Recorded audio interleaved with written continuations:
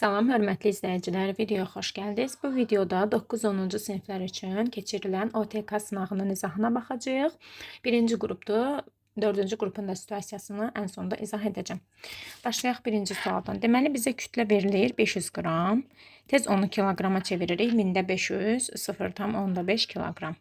Sürətin də tənliyini verib Vx bərabər -4 üstəgəl 3-dir. Normalda Vx bərabər V0x üstəgəl AXT olur. Buradan götürürəm ki, təcil müsbət 3-dür. Təcilin proyeksiyası müsbət 3-dür. Əvəzləyici qüvvəni tapmaq üçün F əvəzləyici bərabər MA-dan istifadə edəcəm. 0,5-i 3-ə vuracam, alınacaq 1,5. Cavab C variantı. Quyuya buraxılan daş 2 saniyədən sonra onun dibinə çatır. Aha, deməli, T düşmə, yəni T uçuş da deyərik də, buna onsuz da bir dənə düşür. 2 saniyədir. Quyunun dərinliyi nə qədərdir? Havanın müqaviməti nəzərə alınmırsa, onda demək ki, ağırlıq qüvvəsinin təsiri altında hərəkətdir. H bərabərdir JT kvadratı bölü 2. J 10-dur. T 2 kvadratı bölünsün 2. Bu da eləyəcək 40 bölünsün 2. Cavab olacaq 20. Doğru cavab A variantı. Xəttkeş vasitəsilə nəyi ölçmək olmaz? Təcili ölçmək olmaz. Akselerometrlə ölçülür. Yer dəyişmə, uzunluq, bunlar hamısı vahidi metrdir də. Yəni, vahidi metr olan bir şeyi xəttkeşlə ölçə bilərik, amma təcili yox. Cisim göstərilən trayektoriya üzrə hərəkət edərək A nöqtəsindən B nöqtəsinə 3 saniyə, B-dən C-yə də 7 saniyə gəlmişdir. Orta sürəti tapın. Aha, V orta bərabərdir. Düsturumuz S ümumi bölünsün T ümumidir. Ümumi yolu 10 üstəgəl 20-dir. Ümumi zamanı da 7 üstəgəl 3-dür. 30-u böləcəyik 10-a, bu da eləyəcək 3 metr böl saniyə. Aralarındakı məsafə 5 metr olan iki maddi nöqtə bir-birini F qüvvəsi ilə cəzb edir. Aha, 10 metr olanda R2 bərabər 10 metr. Məsafə neynədir? 2 dəfə artdı. Məsafə 2 dəfə artdısa, onda qüvvə 4 dəfə azalmalıdır. Tərs mütənasib asılıdır axı. Yer dəyişmə vahidini dövrətmə tezliyinin vahidinə vurduqda metri vurmaq lazımdır 1 böl saniyəyə. Bu nə verir? Metr böl saniyə bizə sürət verir. Aha, yeyinləşən bir hərəkət görürük biz burada. X oxu istiqamətində yeyinləşən hərəkət görürük. Ona görə də sürəti də yeyinləşən olmalıdır. Get-gedə artmalıdır.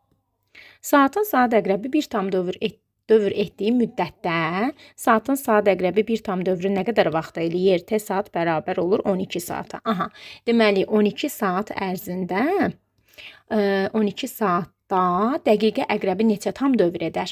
T dəqiqə bərabərdir 1 saatdır. Bu deməkdir ki, bir dənə dövrü 1 saat eləyir. 1 saat vaxt lazım olur. Onda 12 saatda neçə dövr edəcək? Təbii ki, 12 dövr edəcək. Sükunət alınan hərəkətə başlayıbsa, deməli V0 0-dır. Cismin yer dəyişməsini AT kvadratı bölü 2 ilə tapmaq olar. Aralarındakı məsafə başlanğıcda 300 metrdir. 4 saniyədən sonra cisimlər arasında məsafə nə qədər olar? Aha, deməli, birinci cisim üçün koordinat başlanğıcını 0, ikinci cisim üçün koordinat başlanğıcını 300 qəbul edək.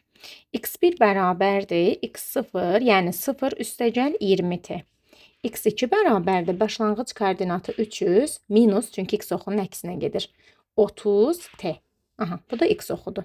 Bu şəkildə yazıram. Sonra hər birində T-nin yerinə 4 qoyuram. Bu olacaq 80.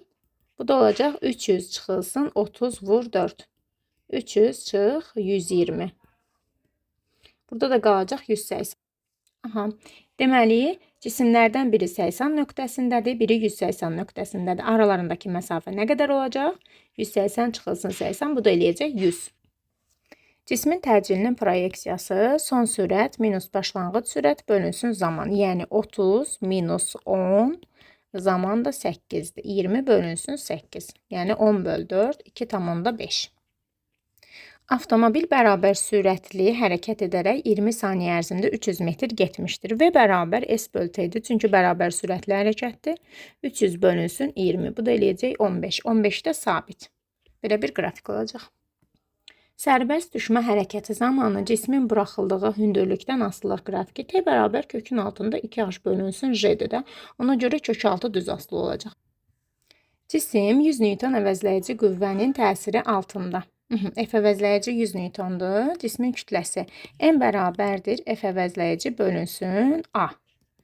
100 böl, bax burada təcil neçədir? 5 deyil. Çünki düsturda AT kvadratı böl 2-dir. Yəni ki 10-dur. Onlar 2-yə bölüblər. Təcil 10-dur. Cavab olacaq 10 kiloqram. Qayışlı ötürməni gördüyümüz kimi bilirik ki, sürətlərimiz bərabərdir. Gördüyümüz anda sürətlər bərabər olduğunu bilirik. Yəni xətti sürətləri müqayisə etməyimizə ehtiyac yoxdur. Bərabərdirlər. Aha, 72 km böl saat veriblər sürəti, bərabər sürətlə hərəkət eləyir. Saatın dəqiqə əqrəbi 2 tam dövr vurduğu müddət ərzində. T dəqiqə bərabər 1 saatdır. Yəni bir dənə dövrü 1 saata vurur. 2 tam dövrü deməli 2 saatda vuracaq. 2 saat ərzində vuracaq. Avtomobilin bu müddətdə getdiyi yol S bərabər VT-dir də. 72 vurulsun 2. O da eləyəcək 144 kilometr. Çevirməyə də ehtiyac yoxdur, çünki zaten saatlandır da, yəni. Şəkildə 3 cismin yer dəyişməsinin proyeksiyasının zamanın asılı qrafikləri verilmişdir. Cisimlərin sürətlərinin proyeksiyalarının modullar arasında hansı münasibət var? Modulları deyir də. Aha. Modulca, baxın, bu daha çoxdur. Çünki fikir versəz, bunun yer dəyişməsi az zamanda baş verir də. Amma birin yer dəyişməsi çox zamanda baş verir. Özdə yer dəyişməsi də azdır. Yəni V3 böyükdür V2, o da böyükdür V1. Yəni modulca belə olacaq qiymət baxımından. Onların işarəci qabağında mənfi çıxır, amma modullara dediyi üçün yəni ən çox 3-dür. Cisim A-dan hərəkətə başlayıb, A-dan B-yə, sonra B-dən C-yə, C-dən də təzədən A-ya. Qapalı trayektoriya boyunca gedib. Cismin getdiyi yol yer dəyişmədən neçə metr çoxdur? Yer dəyişmə onsuz da 0-dır da. A-dan başlayıb yenə də A-ya qayıdıb. Yəni yer dəyişməsi onsuz da 0-dır. İndi qalır yolu. 6, 8, 6 üstə gəl 8. Bura nə qədərdir? Buranı tapmaq üçün Pifaqor teoremindən istifadə edək. 6-nın kvadratı üstə gəl 8-in kvadratı, bu da eləyəcək 10. Deməli, burada 10-dur. Plus 10. Eləyəcək 14, 10, 24. 24 metr yer dəyişmə yolu 24 metrdir. Yer dəyişməsi də 0-dır. XD qrafikində cisim istiqamətini neçə dəfə dəyişib deyəndə kəskin dönüş nöqtələrinə baxırsınız. Kəskin dönüş nöqtəsi burada 3 dənədir. Cisim X oxu istiqamətində hərəkət edir. Əvəzləyici qüvvənin zamanın asılı qrafiki necə olar? Bərabər yavaşlayan hərəkət eləyirsə, deməli qüvvəsi belə yönələcək. Yəni ki, qüvvənin proyeksiyası mənfidə sabit olmalıdır. A variantı. Bərabər yavaşlayan hərəkətdə sürətin proyeksiyası müsbətdirsə, təcil, əvəzləyici qüvvənin proyeksiyaları mənfi olmalıdır.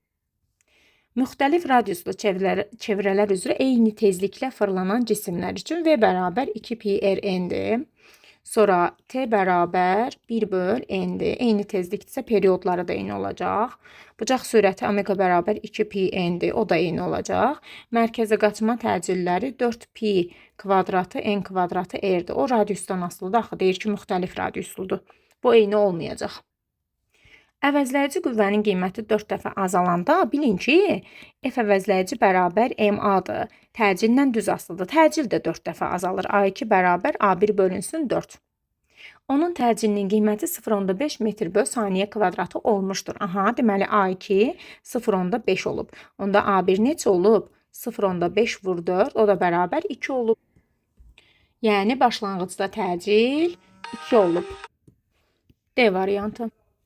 İki cisim arasındakı məsafə 10 metr azaldıqda R2 bərabərdir R1 minus 10. Onda bilin ki, avtomatik F bərabərdir J, M1, M2 bölünsün R kvadratıdır. Qüvvə məsafə ilə tərs mütənasib asılıdır. Bax, əgər qüvvə 9 dəfə artıbsa, deməli məsafə 3 dəfə azalıb. 3-ün kvadratı 9 verir bizə. Yəni R2 bərabərdir R1 bölünsün 3-dür. Bax, əlimizdə 2 dənə şərt var. Onlarla məsafəni tapa bilərik. R1-i tapa bilərik.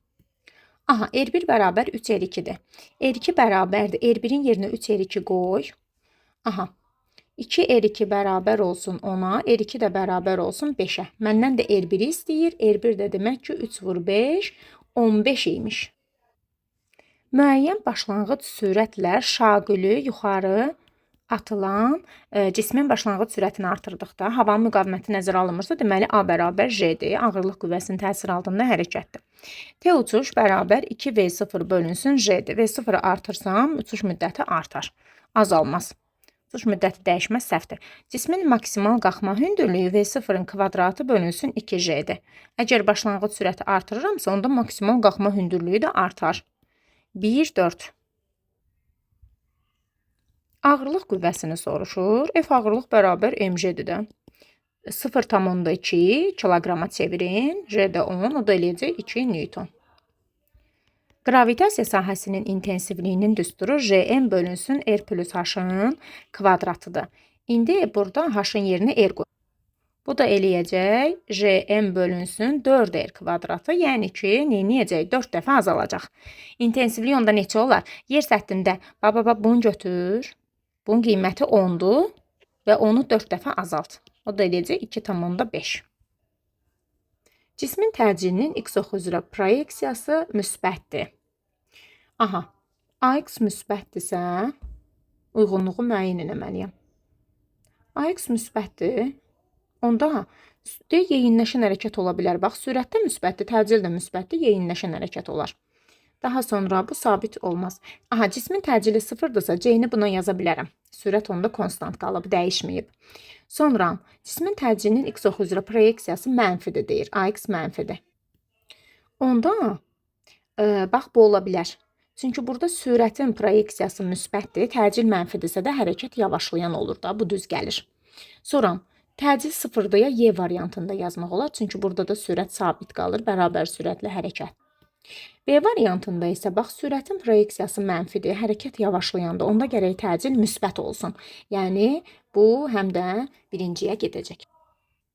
Aha, burada sürət müsbətdir, hərəkət yeyinləşən olduğu üçün təcilin də proyeksiyası müsbət olmalıdır. Burada sürətin proyeksiyası mənfidir, hərəkət yavaşlayan olduğu üçün təcilin proyeksiyası müsbət olmalıdır. Burada sürətin proyeksiyası müsbətdir, hərəkət yavaşlayan olduğuna görə təcilin proyeksiyası mənfi olmalıdır. Birinci cismin ikinci cismə nəzərən nisbi sürəti V1-2-ni bizdən soruşur. V1 minus V2. V1 neçədir? Bax, 5-dir. X bərabər X0 plus Vxt. T-nin qarşısında duran sürətdir. Minus V2-də də ki 1-dir. Bu da 4 eləyir. Cisim yer səthindən 40 metr böl saniyə sürətlə şaquli yuxarı atılıb, havanın müqaviməti nəzərə alınmır. 8 saniyə ərzində cismin yer dəyişməsini tapın. Aha, cisim yerdən atılıb. Gəlin onun uçuş müddətini tapaq. T uçuş bərabərdir 2V0 bölünsün J-dir. Yəni 2 vur 40 bölünsün 10.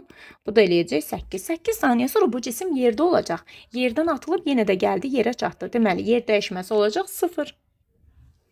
Verilmiş radiuslu deyir, deməli R konstantdır. Dövrətmə tezliyini 3 dəfə artırdıqda ona təsir edən mərkəzi qaçma qüvvəsi 80 Newton artmışdır. Aha, N2 bərabərdir 3 N1-dir. F2 bərabər F1 üstəgəl 80-dır. Bir dənə baxaq, F bərabər MA. A-nın da yerinə 4pi kvadratı N kvadratı R qoyaq. Onsuz da R sabitdir. Onda F N-in kvadratı ilə mütənasib olur. Yəni, tezlik 3 dəfə artanda F 9 dəfə artır. Kvadratı ilə mütənasibdir. Sol tərəflər bərabərdir deyə sağ tərəfləri də bərabərləşdirirəm. Buradan alıram 8F1 bərabərdir 80. F1 də bərabərdir 10. Məndən başlanğıc qiymətini soruşurdusa tapmışam. 10 Newton eləyir. Belə. Dördüncü qrupun situasiyasına da baxaq. Deməli, 30 metr böl saniyə başlanğıc sürətlə 200 metr hündürlükdən şaquli yuxarı istiqamətdə cisim atılıb. Cismin maksimal hündürlüyə qalxma müddətini tapın. Aha, 30 ilə atılıbsa, T qalxma bərabər V0 bölünsün J-dir. 30 bölünsün 10, bu da eləyəcək 3 saniyə. Yəni, maksimal hündürlüyə qalxma müddəti 3 saniyədir. İkinci saniyənin sonunda cismin sürəti nə qədər olmuşdur? Şaquli yuxarı atılmış cismin hərəkəti yavaşlayanda V0 minus JT-dən V0 30, J 10, T də ikinci saniyənin sonu elə 2 saniyə deməkdir. Bu da eləyəcək 10 metr böl saniyə. Aha, bütün yolda cismin orta sürətini tapın. V orta bərabərdir S yol bölünsün T. Gəlin yolunu tapaq birinci.